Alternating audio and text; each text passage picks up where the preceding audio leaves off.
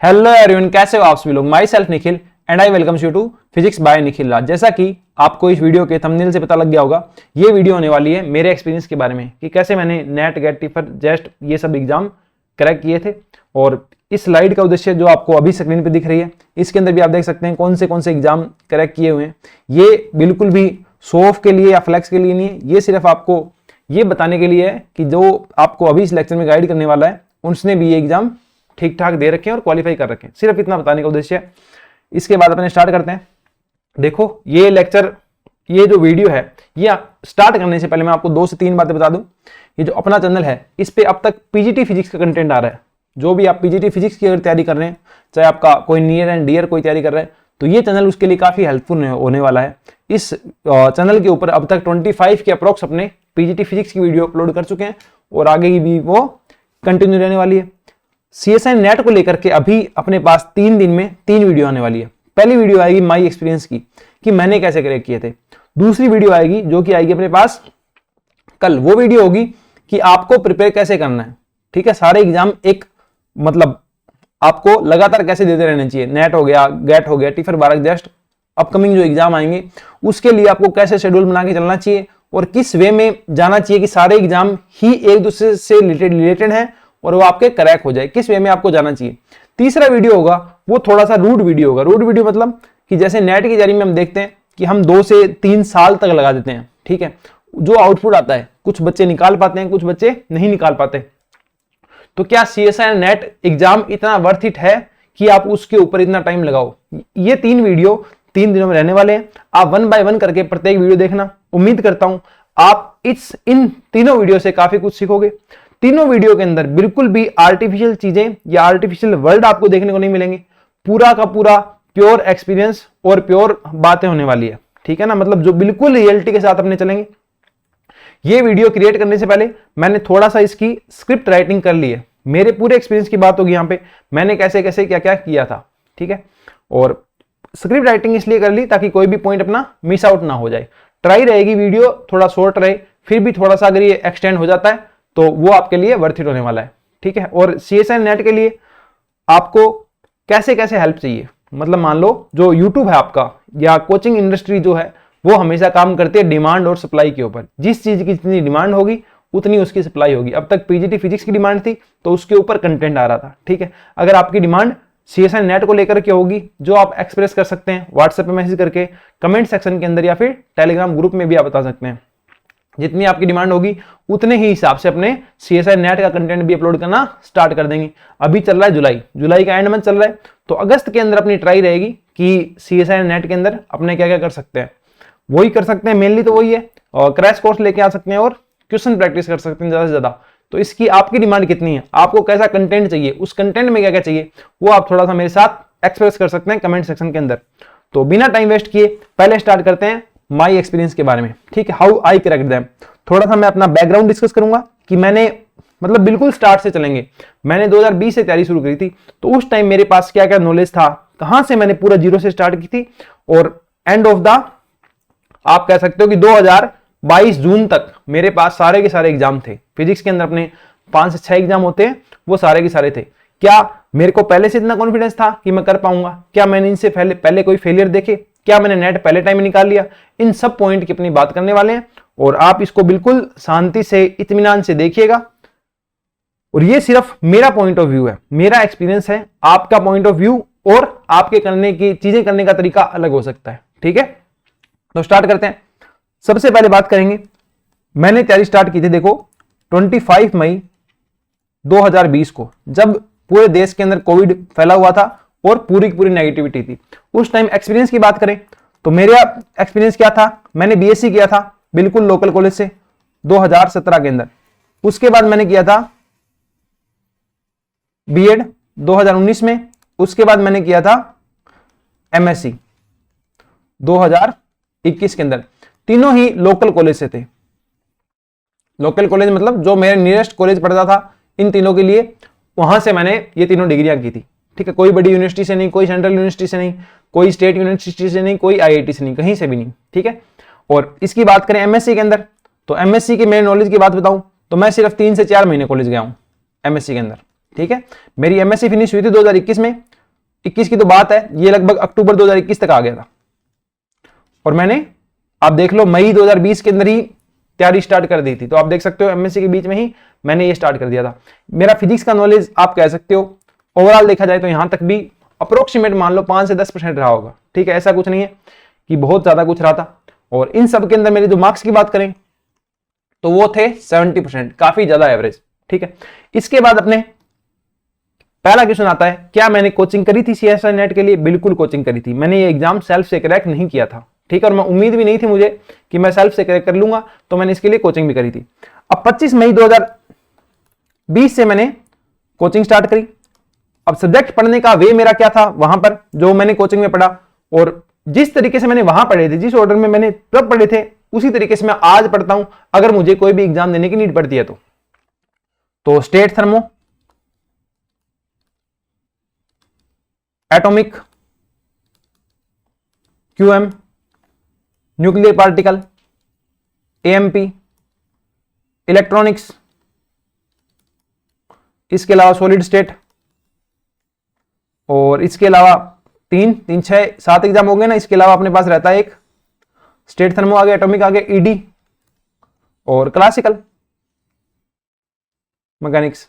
3, 6 और 3, 9, इतने पास इतने सारे सब्जेक्ट होते हैं। तो मेरे प्रिपरेशन करने का भी क्या था, पूरी की पूरी पहले थ्योरी, कोई भी सब्जेक्ट है उसकी पहले थ्योरी चलती थी, थ्योरी हुई, उसके बाद क्लास में क्या करवाए जाते थे, क्वेश्चन करवाए जाते थे। क्वेश्चन होने के बाद जैसे थोड़े बहुत क्वेश्चन हो गए, थ्योरी हो गई, तो जैसे कोई टॉपिक पूरा हो गया तो उनका एक टेस्ट हो गया, तो वो टेस्ट में मैंने कभी अच्छा स्कोर नहीं किया। कोचिंग के जो क्लास टेस्ट थे उनमें मैंने कभी भी अच्छा स्कोर नहीं किया। फुल लेंथ टेस्ट में फिर भी मैंने अच्छा स्कोर किया है, पर क्लास टेस्ट में कभी अच्छा नहीं रहा मैं। और उसके बाद अपने पास इनके असाइनमेंट, मेरे लिए सिलेक्शन की हमेशा असाइनमेंट रहा। वो कैसे रहा वो थोड़ा सा आगे बात करेंगे। असाइनमेंट, उसके बाद बस उसके बाद उसके शॉर्ट नोट्स क्रिएट कर दो। ऐसे करते करते मैंने ऑल सब्जेक्ट कंप्लीट किए थे, सारे के सारे सब्जेक्ट मैंने ऐसे कर करके कंप्लीट कर दिए थे।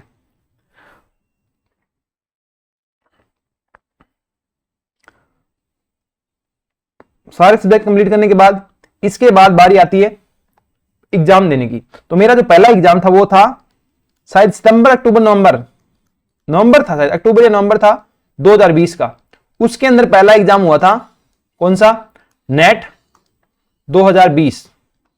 ये कोई एग्जाम था, नेट 2020 का एग्जाम था।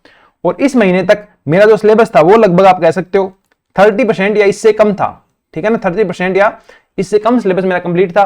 उसके साथ मैं नेट 2020 का एग्जाम देने गया था, और इस एग्जाम के अंदर मैंने स्कोर किया था 75 मार्क्स का,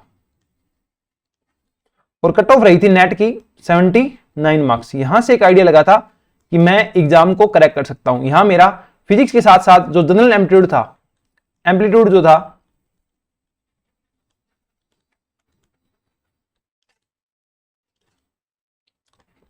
जीए जो पार्ट आता आपका, उसने मेरा इस एग्जाम के अंदर काफी साथ निभाया था, ठीक है।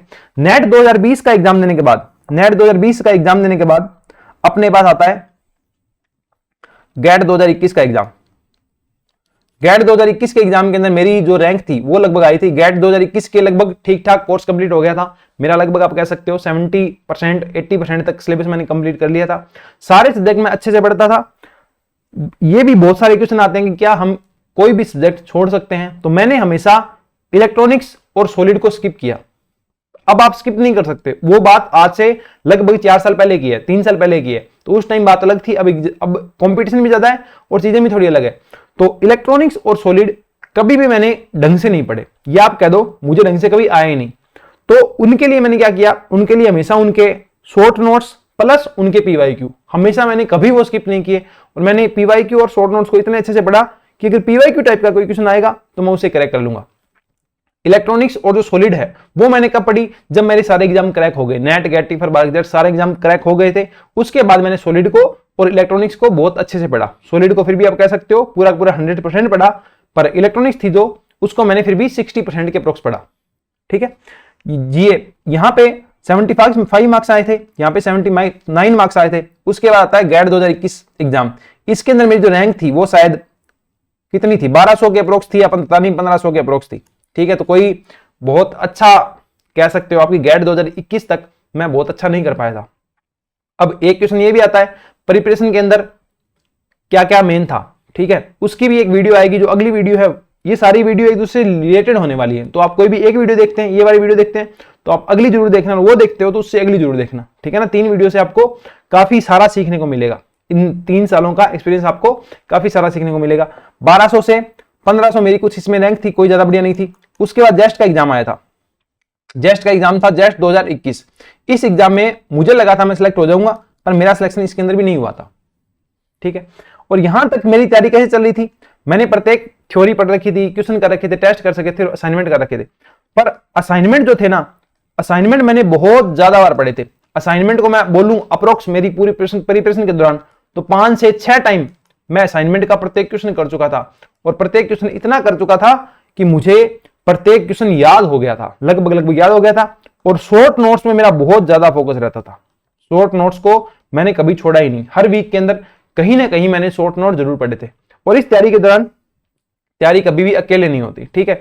तो मेरे साथ एक डिस्कशन पार्टनर था, ठीक है, हम 2 दोस्त थे, तो हम डिस्कस करके तैयारी करते थे। मैंने आज ये पढ़ा, तुमने आज ये पढ़ा, पूरा का पूरा असाइनमेंट फोन के ऊपर हम डिस्कस करके पढ़ते थे कि ऐसे ये क्वेश्चन मैंने ऐसे किया है, तुमने ऐसे किया है, या साथ में लगा लिया मेरे से ये क्वेश्चन हो गया है, आपसे ये नहीं हुआ है, तो आप इसको ऐसे डिस्कस कर करके हमने तैयारी शुरू की थी, ठीक है ना। क्योंकि अकेला बंदा बोर हो जाता है, तो इसलिए मुझे लगता है कि आपको हमेशा ग्रुप में तैयारी करनी चाहिए, 2 का ग्रुप हो चाहे 3 का ग्रुप हो, ठीक है। हमने 3 के ग्रुप से स्टार्ट किया था और लास्ट के अंदर हम 2 का ग्रुप रह गया था, और वो ही 2 का ग्रुप लगभग 2 से 3 साल 4 साल तक पूरा तैयारी के दौरान साथ रहा था, ठीक है।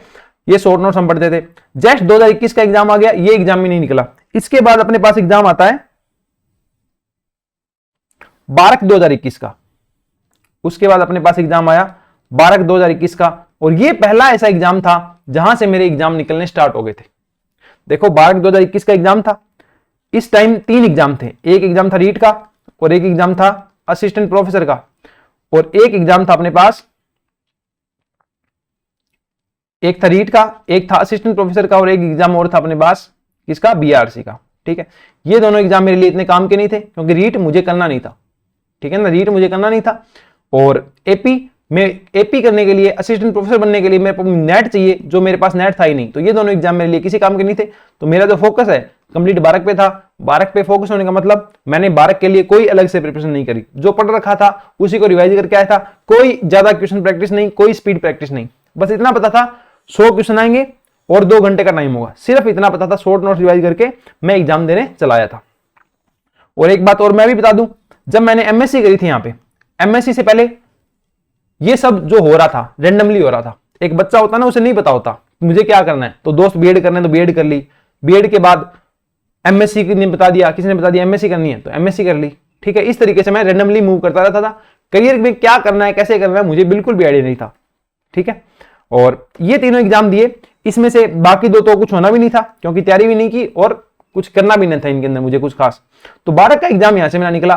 बारक 2021 जब निकला, वहां से मुझे थोड़ा सा अच्छा फील हुआ, क्योंकि ये मेरे लाइफ का पहला एग्जाम था, आप कह सकते हो, जो मैंने क्रैक किया था। इससे पहले मैं फेल कर चुका था, नेट का एग्जाम फेल कर चुका था, गेट का भी फेल ही मानो, 1500 रैंक कोई अच्छी नहीं होती, जेस्ट का एग्जाम फेल कर चुका था, और भी बहुत सारे कंपटीशन एग्जाम जो गवर्नमेंट जॉब्स अपने देते हैं वो भी एग्जाम में बहुत सारे फेल कर चुका था। एसएससी का एग्जाम कह सकते हो, लैब असिस्टेंट का एग्जाम कह सकते हो, एलडीसी का एग्जाम कह सकते हो, बहुत सारे एग्जाम थे, सारे में फेल कर चुका था।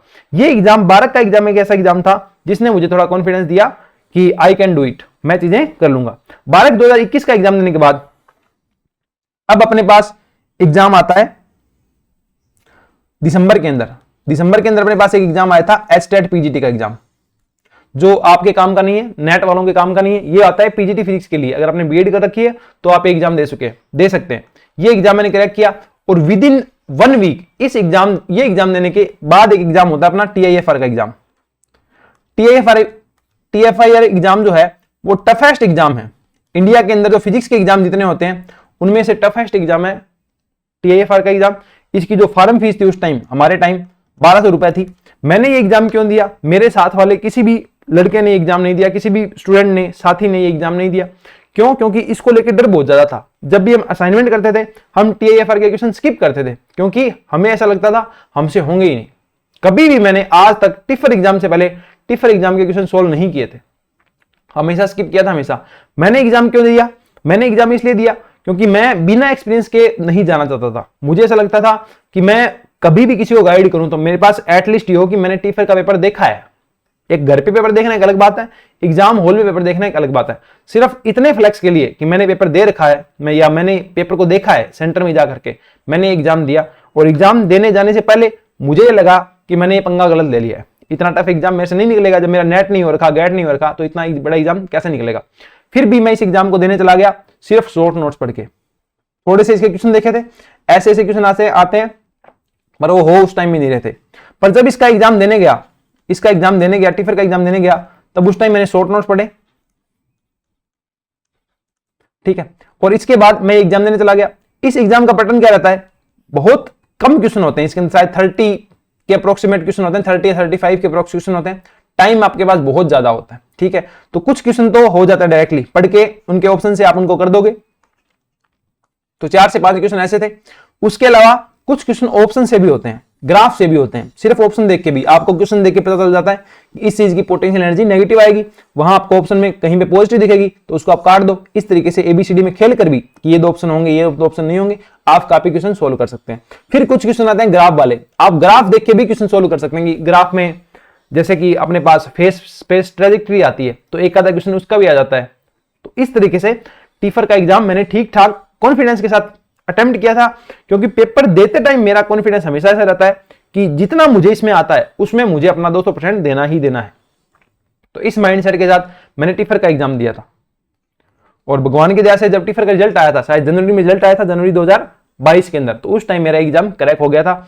और ये एग्जाम क्रैक होने के बाद मेरा जो कॉन्फिडेंस था, टीफर 2021 मैंने क्रैक किया, ये एग्जाम होने के बाद मेरा जो कॉन्फिडेंस था वो आसमान पे था। मुझे लगता था, मैं अपने सीनियर से पूछता था, आदमी का सेल्फ बिलीफ कभी भी कंप्लीट नहीं होता, ठीक है थोड़ा ऊपर हो जाता है पर कंप्लीट कभी नहीं होता। तो मैं अपने जो सीनियर्स हैं, मेरी कोचिंग के जो सीनियर्स थे, मैं उनसे पूछा करता था कि मैंने 12 निकाल लिया, मैंने टीफर निकाल लिया, तो क्या मैं अब नेट निकाल पाऊंगा। क्योंकि अपना सारा फोकस हमेशा, जितने भी लोग फिजिक्स में तैयारी करते हैं हायर फिजिक्स के अंदर, नेट गेट टीफर 12 जेस्ट की, उनका हमेशा सारा का सारा फोकस किस पे होता है, नेट पे होता है। तो मेरा भी यही था कि क्या मैं अब नेट निकाल पाऊंगा। तो मुझे ये रिस्पॉन्स मिलते थे कि हाँ अब आप नेट आराम से निकाल पाओगे जब आपने टीफर क्रैक कर लिया तो, ठीक है। टीफर क्रैक करने के बाद काफी कॉन्फिडेंस मिला। इसके बाद एग्जाम आते हैं मेन एग्जाम, नेट एग्जाम 2022। ये एग्जाम था आपका फरवरी में, और इसी के 1 वीक के अंदर अंदर एग्जाम था अपना गेट का एग्जाम 2022। ये भी अपना एग्जाम था फरवरी के अंदर। ये जब नेट का एग्जाम में देने गया, जब मैं नेट का एग्जाम देने गया था, तो मेरा हमेशा ये रहता है कि मैं अपने दोस्तों से काफी घिरा रहता हूं, हमेशा से ही मुझे आदत है, ठीक है ना। राजस्थान के लोग वैसे भी थोड़े केयरिंग टाइप के होते हैं। तो मुझे थोड़ा ऐसा रहता था कि मेरी सिस्टर एग्जाम देने चली गई, मेरे जो दोस्त थे वो एग्जाम देने चले गए, सब कुछ सही चल रहा है। मेरे सेंटर पे भी मुझे जो लोग मिल गए, जैसे मैं राजस्थान से हूं तो मेरा सेंटर हरियाणा में पड़ता है, हरियाणा में एग्जाम देता था मैं, हमेशा हिसार सेंटर के ऊपर एग्जाम देता था। तो वहां सब कुछ सही चल रहा है, प्रत्येक जो दोस्त है मेरा अच्छे से एग्जाम देने चला गया। उसके बाद अपने गुरुजी से बात करके अच्छे से चिल होकर के मैं एग्जाम देने जाता था। जब एग्जाम देने सेंटर में पैर रखता था तब कोई लोड नहीं, कोई दोस्त वगैरह याद नहीं, कोई घर परिवार याद नहीं, क्या कर रहा हूं, कहां से आया हूं, कुछ नहीं याद। एग्जाम में जाओ मस्त अपने गाने सुनते मतलब मोबाइल साथ नहीं ले जा सकते तो आप गाते गाते जाओ, ठीक है। वहां ये जो नेट वाला एग्जाम था, यहां मेरा अटेम्प्ट रहा था 175 का 175 का अटेम्प्ट रहा था। जो सेंटर से बाहर आने के बाद पता चला था कि ये जो अटेम्प्ट है बहुत ज्यादा हाई हो चुका है, ठीक है। जब आप अटेम्प्ट हाई करते हो तो आपकी एक्यूरेसी गिरती है, एक्यूरेसी गिरी और मेरा इसमें फाइनल स्कोर निकल के आया 100.625 100.625। इस एग्जाम के साथ मेरी इसमें रैंक आई थी ऑल इंडिया रैंक 54। इसी के जस्ट बाद गेट का एग्जाम था विद इन 1 वीक, तो गेट का एग्जाम भी दिया। तैयारी सिर्फ इसकी की, पेपर के अप्रोक्सीमेट हमने जो क्या बोलते हैं आप प्रीवियस ईयर लगा दिए थे, और असाइनमेंट तो रिवाइज किए थे 5 से 6 बार, और पार्ट टेस्ट लगा दिए थे, फुल लेंथ टेस्ट लगा दिए थे, कोई कमी नहीं छोड़ी थी। नेट का एग्जाम जब देने गए थे तो फुल प्रिपेयर थे, एक्सेप्ट सॉलिड और इलेक्ट्रॉनिक्स जो थी वो सिर्फ ऊपर से पढ़ी थी, पीवाईक्यू पढ़े थे और उनके शॉर्ट नोट्स पढ़ रखे थे, इसके अलावा कुछ नहीं पढ़ रखा सॉलिड और इलेक्ट्रॉनिक्स के अंदर उस टाइम तक। अब तो सब पढ़ दिया, उस टाइम तक कुछ नहीं पढ़ रखा था। उसके बाद आती है आपके पास फरवरी वाला गेट एग्जाम, तो ये एग्जाम भी ठीक ठाक हुआ था और इसमें भी लगभग एयर 117 के अप्रोक्स मुझे मिली थी, ठीक है। इसके बाद ये दोनों एग्जाम देने के बाद अगले महीने में जेस्ट का एग्जाम था, जेस्ट 2022, ये भी एग्जाम दिया, ये एग्जाम भी क्रैक हुआ। सब एग्जाम से पहले अब मैं क्या कर रहा हूं, धीरे धीरे सब एग्जाम से पहले उनके पीवाईक्यू देख रहा हूं, ट्राई कर रहा हूं पैटर्न समझने की, किस तरीके के क्वेश्चन आएंगे, किस तरीके के नहीं आएंगे। जैसे कि आपका 12 की एग्जाम है, उसमें बहुत लो लेवल के क्वेश्चन आते हैं, लो लेवल क्वेश्चन आएगा उतना ही लो टाइम होगा, तो कंपटीशन तो बराबर हो गया। तो 12 में लो लेवल के क्वेश्चन आते हैं, तो आपको पीवाईक्यू देख के, पीवाईक्यू आपको यूट्यूब वगैरह में मिल जाते हैं, तो उसी तरीके की आप प्रैक्टिस करो, उसी तरीके का माइंडसेट बनाओ। टिफर के अंदर बहुत टफ क्वेश्चन आते हैं, टाइम भी बहुत ज्यादा है, तो उनके पीवाईक्यू देखे और उसी तरीके का थोड़ा सा माइंडसेट क्रिएट किया। इसी तरीके जेस्ट था, जेस्ट के पीवाईक्यू देखे, उसी तरीके के माइंडसेट के साथ एग्जाम से एग्जाम देने जाता था। गेट है तो एमसीक्यू आएंगे, एमएसक्यू आएंगे, एनएटी आएंगे, तो उस तरीके का माइंडसेट क्रिएट करो और एग्जाम देने जाओ। उसके बाद जेस्ट का एग्जाम दिया था, यहां रैंक आई थी लगभग 131 के अप्रोक्स जेस्ट में रैंक आई थी। यहां सारे एग्जाम क्रैक हो चुके थे, नेट क्रैक हो गया, टिफर क्रैक हो गया, जेस्ट क्रैक हो गया, बारक क्रैक हो गया और गेट क्रैक हो गया। अब बात आती है बारक की। बारक का जो एग्जाम था वो मैंने 3 बार क्रैक किया, बारक का एग्जाम 3 बार क्रैक किया और तीनों बार इंटरव्यू फेल रहा।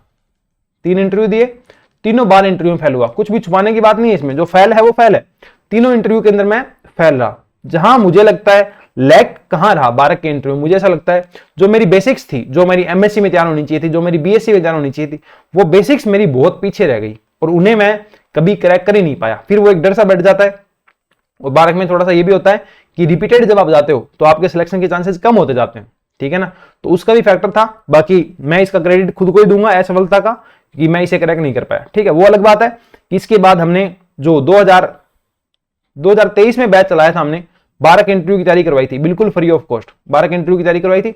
उसके अंदर हमारे 3 स्टूडेंट जो बैच बिल्कुल, मैंने ही मॉक इंटरव्यू लिए थे, मैंने पूरी गाइडेंस दी थी, मैं ही पूरे टॉपिक उनके साथ डिस्कस करता था, स्ट्रेटेजी शेयर करता था कैसे कैसे उन्हें पढ़ना है, और डेली बेहाफ पे मैं मॉक इंटरव्यू लेता था। उससे हमने 3 स्टूडेंट के 12 के अंदर सिलेक्शन भी दिए।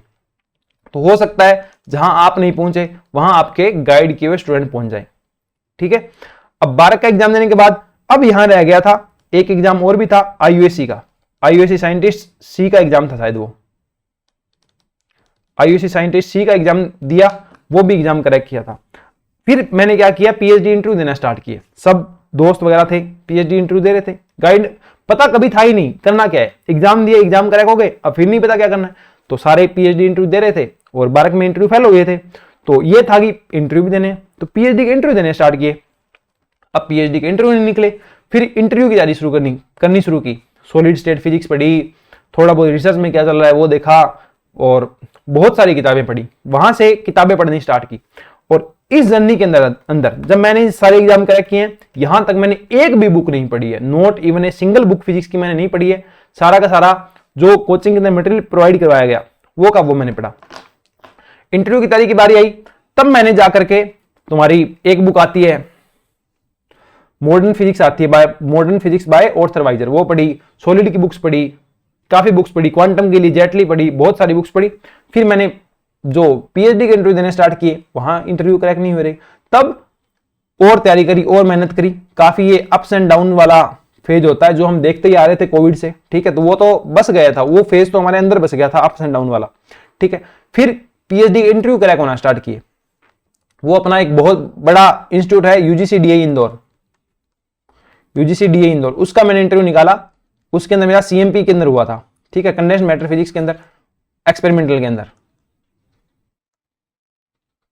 ठीक है। वो एक्सपेरिमेंटल कंडेंस्ड मैटर फिजिक्स के अंदर काफी टॉप इंस्टीट्यूट माना जाता है, ठीक है। काफी जगह बात भी करी कि ये इंस्टीट्यूट कैसा है, तो ये अच्छा इंस्टीट्यूट था। इसके अलावा भी 2 से 3 आईआईटीज के अंदर भी मैं सिलेक्ट हुआ था, और भी काफी जगह पीएचडी के लिए काफी जगह सिलेक्ट हो गया था। पर पीएचडी करनी थी नहीं करनी थी, इसका डिसीजन आपको लेना चाहिए इंटरव्यू क्रैक करने के बाद, क्योंकि इंटरव्यू एक स्किल है जो आपको इंटरव्यू दे के ही आएगी। इंटरव्यू दिए, सिलेक्ट हो गया। अब पीएचडी करनी नहीं करनी, इसका डिसीजन लिया कि पीएचडी मुझे नहीं करनी है। उसके काफी ज्यादा रीजन होते हैं, फैमिली रीजन होते हैं, पर्सनल रीजन होते हैं अपने अपने। फिर पीएचडी नहीं करी, फिर मैं आरपीएससी की तरफ चला गया, आरपीएससी स्कूल लेक्चर की तैयारी करी और मैंने RPSC school lecture exam crack किया। उसकी स्ट्रेटेजी, उसका एक्सपीरियंस जो अपने चैनल के ऊपर अलग से वीडियो अपलोडेड है कि how I cracked RPSC exam और preparation strategy for RPSC exam, तो अगर वो वीडियो आपको देखना है तो आप वहां जाके देख सकते हैं। ये मेरी पूरी जर्नी थी नेट, गेट, टिफर, बारक, जेस्ट, सारे के सारे एग्जाम क्रैक करने की, ठीक है। अब मैं इसको थोड़ा सा कंक्लूड करूं कि अब मैं देख लेता हूं, मैंने कुछ स्किप तो नहीं कर दिया आपको बताने के अंदर जो मैंने लिखा और मैंने स्किप कर दिया हो।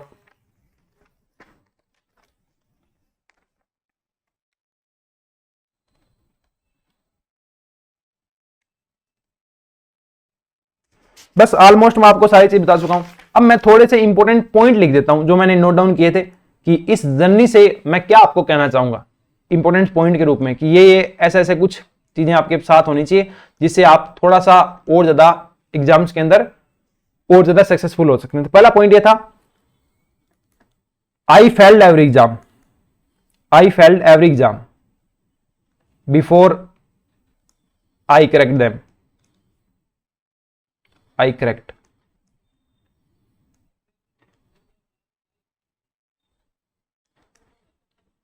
कोई भी एग्जाम था, चाहे नेट का एग्जाम था, चाहे गेट का एग्जाम था, वो मैंने निकाला उससे पिछले साल वो मैंने फेल जरूर किया था। ठीक है, तो आपको अटेम्प्ट लेने में कभी भी पीछे नहीं रहना। ऐसा कभी नहीं सोचना कि ये एक ही अटेम्प्ट है, इसमें मेरा हो जाएगा या नहीं होगा। ठीक है, अटेम्प्ट लेने में आपको कभी पीछे नहीं रहना चाहिए। दूसरी स्ट्रेटेजी थी, दूसरा जो पॉइंट था इंपॉर्टेंट वो था डू रिवाइज एंड रिवाइज। ये मैं कंक्लूड कर रहा हूं पूरी की पूरी journey, do revise and do revise. Revision करते रहो। असाइनमेंट जो थे 5 से 6 बार मैंने असाइनमेंट किए थे। इसके बाद आता है never stay there, never stay there, keep moving.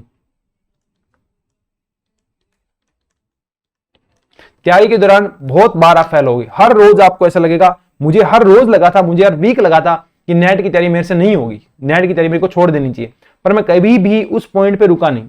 मैं तैयारी करता चला गया, आगे बढ़ता चला गया, एग्जाम फेल करता चला गया, सीखता चला गया और आगे बढ़ता चला गया। उसके बाद आता है don't celebrate much, don't celebrate much, don't regret much.